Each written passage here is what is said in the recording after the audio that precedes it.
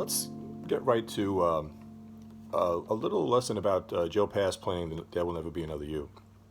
It's from his Catch Me album. And there's an excellent transcription. I think the guy's name is Francois Leduc, L-E-D-U-C. I'm going to link to it down below this video.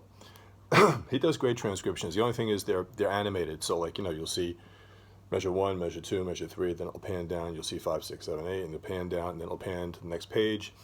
So really, if you want to, print it out, I think you have to donate to him on Patreon or PayPal or whatever it is, and then you can get the PDF.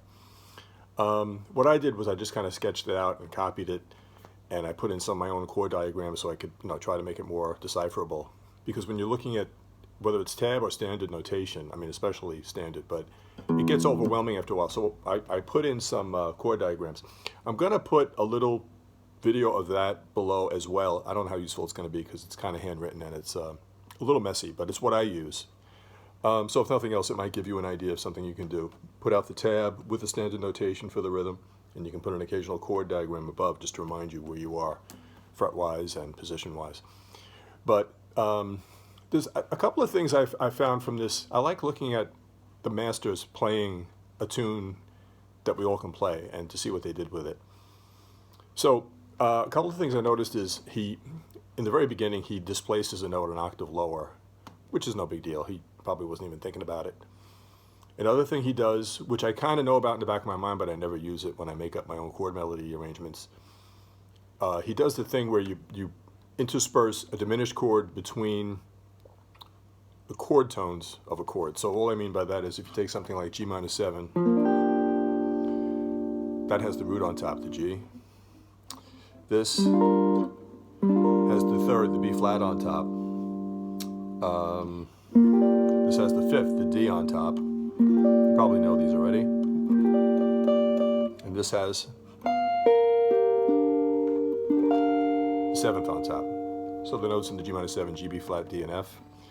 G is on top here, B flat is on top here, the D is on top here, and the F is on top with this one.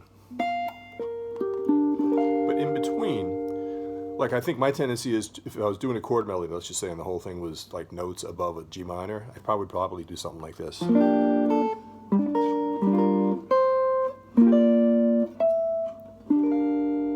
Actually, I don't think of doing this diminished thing, and the diminished thing is just on the off notes, like the G, the B flat, the D, and the F are the chord tones. It's the root, the third, and the fifth of the G minor 7 chord. The in-between notes, like the 9, which is the A, or the 4, which is the C, you would throw in the diminished. So it would be something like this. Chord tone, diminished, passing chord. Chord tone, diminished, passing chord. Excuse me. Chord tone, diminished passing chord. Something along those lines, So on the non-chord tones, you're just putting a diminished. Okay, so Joe does that a number of times in here. He does it on the way to or during what on the lead sheet is an A flat major 7 chord. He also does it on a C minor 7 chord. I'm just going to give you some highlights. Again, you're going to have the animated transcription of the entire performance below. Joe does the chord melody at the beginning, then he solos. His solos are really interesting to look at. And I think what I'm going to do is I'm going to do a little bit on There Will Never Be Another You, and then a few minutes from now, after we get through some of that, there's a thing that was in Guitar Player magazine in 2007, and somehow I stumbled across it recently, where they do what they call a Joe Pass flow. It's all eighth notes, no triplets, no quarter notes, no nothing. It's just all eighth notes, and it's over a 12-bar blues in C. So anyway, we'll get to that in a few minutes. I hope you stick with me. If you find this stuff useful, throw me a like, and if you haven't subscribed, please do so. It helps an awful lot.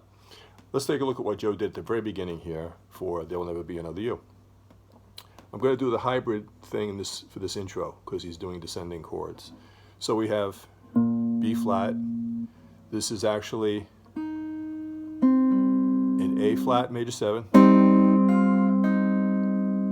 Let me try that again. It's going to be, let's think of it as an E flat 6. That's what we should think of it as because we're in the key of E flat. E flat 6. It's almost like an A minor shape moved up. I'm going to go to the 4 chord, A flat minor 7, straight bar.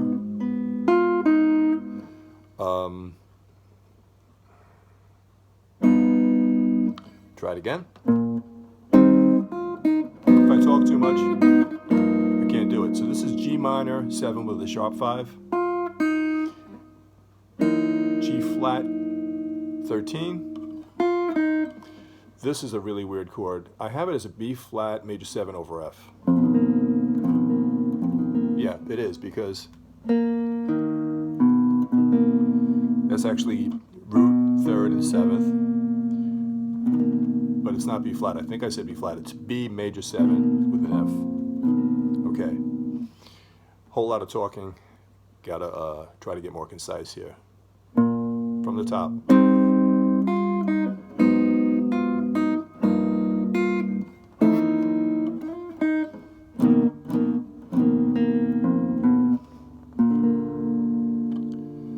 Now we're heading into the melody.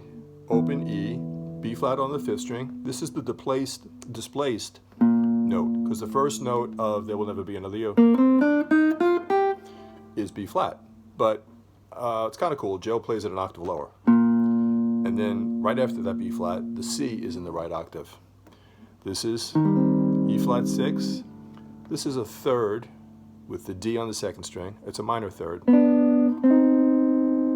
This is a diminished. So here's an example of him interspersing this diminished chord, landing on the E flat major 7. Okay?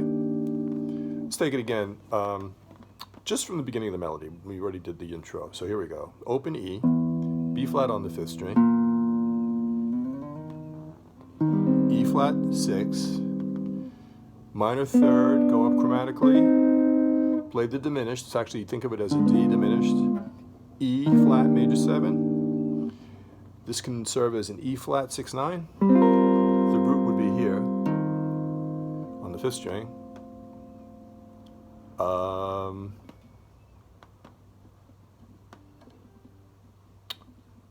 Okay, so one more time.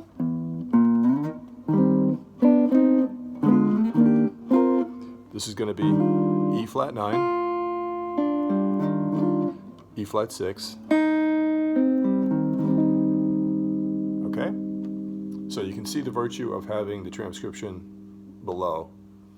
It's kind of complicated, but it's Joe Pass. Here we go.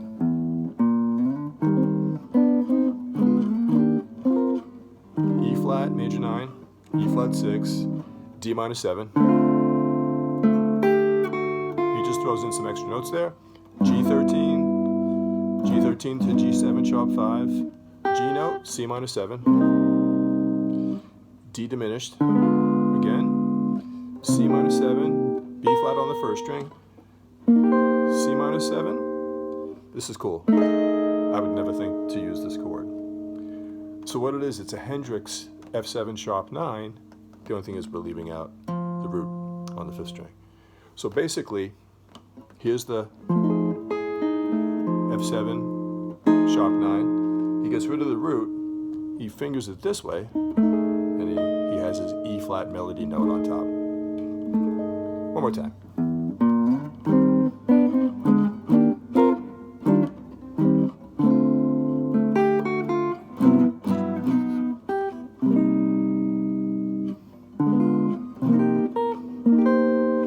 Here's the F7 sharp 9, going to an F9, going to E9 sharp 11, and then landing on B flat minor 7. This is actually B flat minor 9. Okay, and what this is an E flat, barring, and I have these, E flat 7 with a flat 9. This is a 6/9. If I put my root on the 5th string 11th fret, it's an A flat 6/9. It's an A flat flat major 7. So this whole measure is A flat major 7. So it's, and here comes another interspersed diminished on the non-chord tone of the melody. Here's our D flat 9 sharp 11. And then this is cool. This is not in the melody. He throws in chromatic flourishes once in a while, little chromatic phrases. E flat major 7, E flat major 9, E flat 6. Now this I found almost disturbing. I'm trying to figure out what it is. The underlying chord, if you look at the real book lead sheet for There Will Never Be Another You, the underlying chord is C minor 7. Here's what he does. Instead of C minor 7, he does D minor 7, and then C7 sus. I don't know why. I don't know how it works, but it works. This is C minor 9,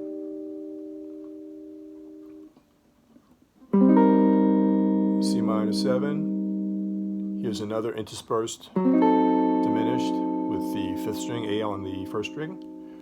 The 5th fret A, 5th fret A on the 1st string. Here's a nice little F913. Now he goes to this. I'm borrowing the inside 4 strings at the 6th fret. I've got my middle finger on the 7th fret of the 4th string. Go down chromatically, bring it back up. This is an F minor 7. He does a weird thing here. It's like it ends the measure on the and of 4 with the F minor 7. And then at the beginning of the next measure, you move it up a fret. And then this is strange. Okay, so that was, and here again, the underlying chord is B flat 7. So we have, this to me is an A flat major 7. That's kind of like a G major 7. And then we're back almost to the beginning.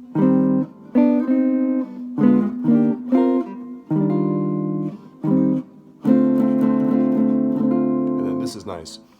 He's doing a G7 sus. Again, I'm doing the hybrid picking thing. I'm not picking the 5th string. Changes to G13, G7, sharp 5, and it lands on C minor 7. This D diminished again, C minor 7. That's just a C minor 7, but with the 11th fret, the 2nd string. C minor 7. Here's this F, 7 sharp 9. Going to a B flat minor 9.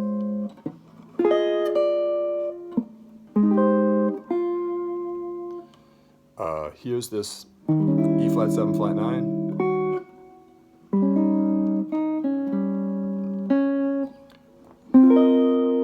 This is again an A flat 6 9. I'm up here at the 11th fret. Where am I? Okay. Going to, this is an A flat major 7. Here's the diminished. Here's our D flat 9, sharp 11. Going up chromatically now. C minor 9. This is a G minor 7.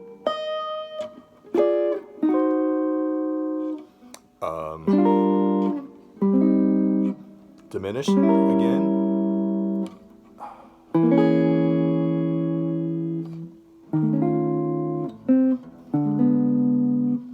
This is cool because it's it looks like a G7 flat 9. So I'm borrowing the first 2. But it leads into, it's a 5 chord that leads into E flat 6. So at first, this is how brainwashed you can get with your own practicing. I'm thinking, well, usually like a G7 flat 9 would go to like C minor. It's the 5 chord in C minor, or maybe it would be G7 flat 9. resolving to the one chord, C major. But what I realized then is, yeah, this is G7 flat 9, but this is B flat 7 flat 9, and this is D flat 7 flat 9. So it's that diminished thing where you can move it around. Anyway, then he goes into some soloing, which I wouldn't even hope to represent accurately, but it's.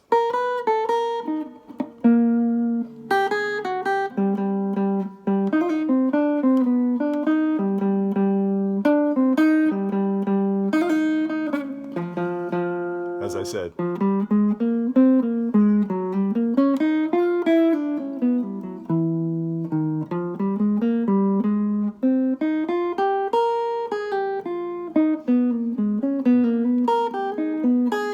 It's crazy trying to play some of the single lines. That's what we're going to get to in a minute with the blues thing. But anyway, so that's a little bit about There Will Never Be Another You. Let's just take it again from the beginning.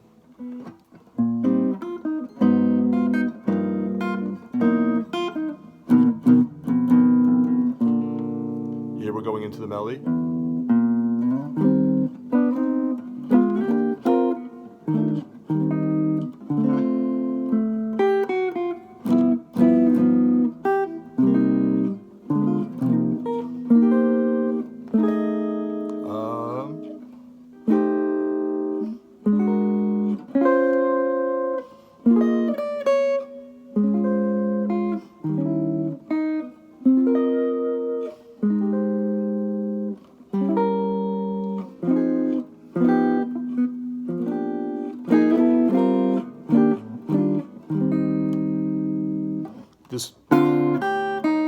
That blows my mind where he got that from.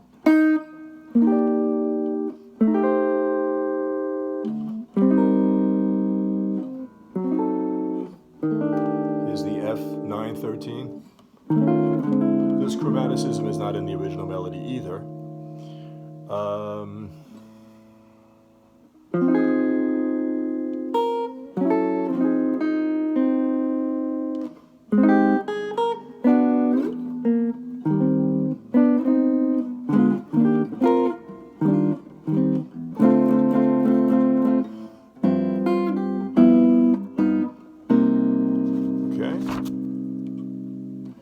D diminished, C minor 7, C minor 7 again, F7 sharp 9,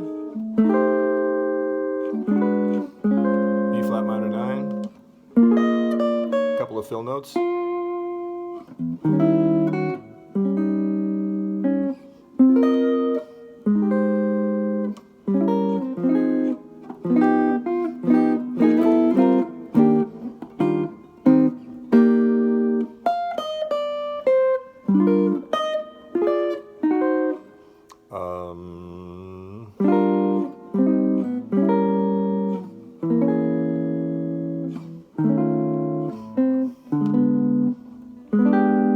Ending on E flat 6. Okay, let's take a quick look at the blues thing. So if you just think of a 12-bar blues in C, very basic.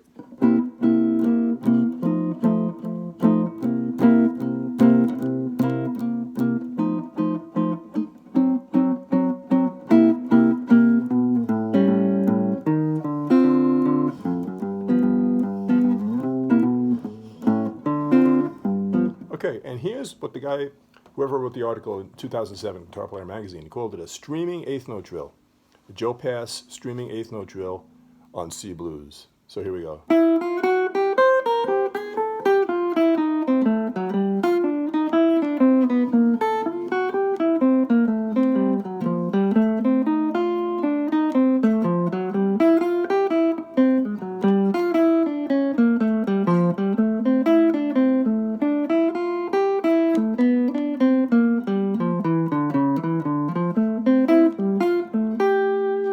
Okay, then it says make up your own. So in other words, you play all eighth notes, you don't leave out any, and there's no rests, there's no quarter notes, there's no whole notes, there's no anything. So it's kind of fun if you just think of the basic C blues. Okay, I'll play the Joe Pass one that they have in the magazine one more time.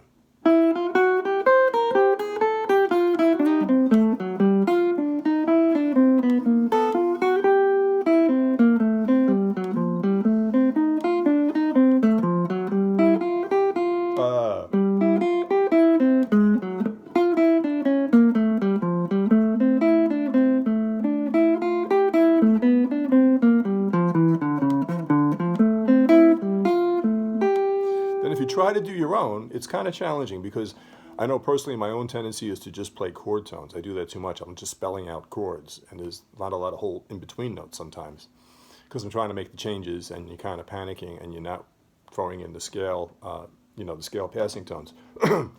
But if I think again in C7, basic C blues, if I try one,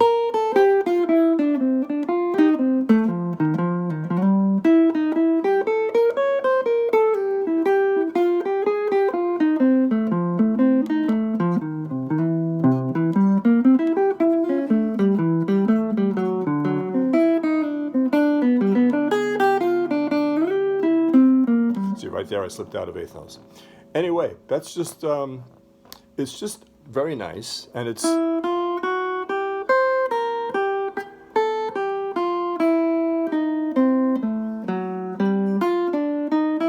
other thing that's good, makes you move out of position.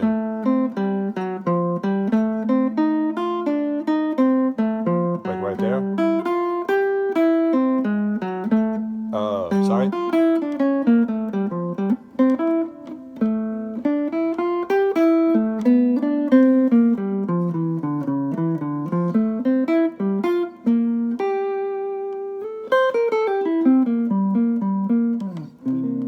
Okay, so I'll put a little version of this Joe Pass thing. It's a tab, and I'll put it on in a link down below. Again, if you haven't subscribed, please do so, and please throw me a like. It helps a lot, and I hope you found it useful. Hope you enjoyed it, and I'll see you next time. Thanks for watching.